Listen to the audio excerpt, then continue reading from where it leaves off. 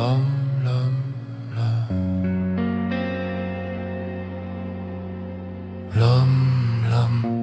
ce n'est pas un héros, c'est un corps debout dans la tourbe humide, un souffle qui lutte contre la nuit.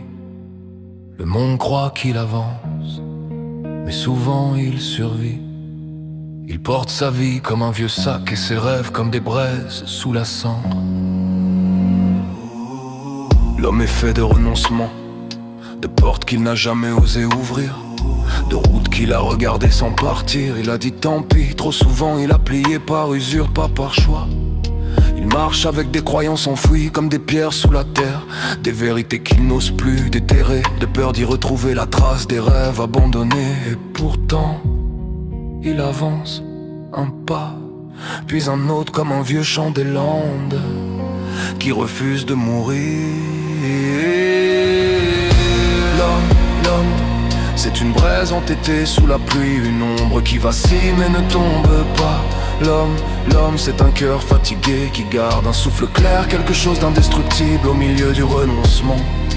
L'homme, tant qu'il aime, il revient vers la lumière. L'encou passe parfois près de lui, le regarde sans juger, ils se connaissent. L'homme sait que la mort est moins cruelle que tout ce qu'il a dû laisser derrière lui. Et un soir, l'encou s'arrêta vraiment, leva la faux juste pour la regarder, puis dit d'une voix de brume: je ne viens pas pour toi ce soir. La rose t'a déjà repris. Il porte des silences lourds, des regrets polis comme des galets, des prières qu'il garde dans la gorge par pudeur, par honte, ou simplement parce qu'il ne croit plus assez pour croire vraiment.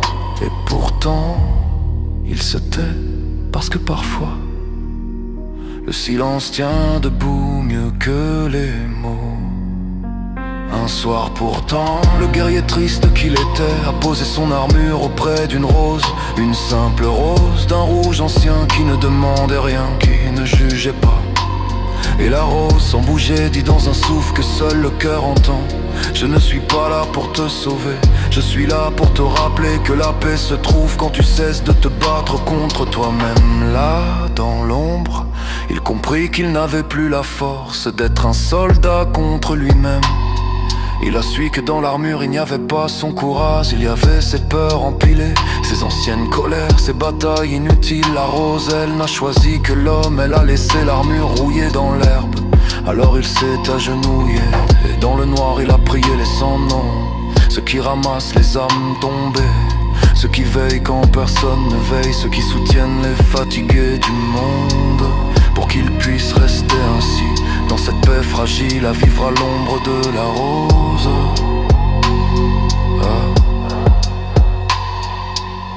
La lumière n'était pas devant lui, elle était derrière, c'était lui qui se retournait trop rarement, et pour la première fois depuis longtemps il a respiré. L'homme, c'est une flamme sans orgueil. Il ne cherche pas la gloire ni les médailles sur le torse. Il cherche un abri, juste un lieu où poser sa fatigue, un cœur qui ne le brise pas. Il parle peu, mais quand il parle, la langue écoute dans chaque mot. Il y a le poids des années et le courage discret de celui qui a enfin trouvé une rose pour déposer son épée. Et au fond de cette rose, il sentait battre une présence, une chaleur silencieuse, comme si quelqu'un l'attendait depuis toujours. Une âme à diavoler, sœur des roses et des cendres, qui ne disait rien mais qui veillait.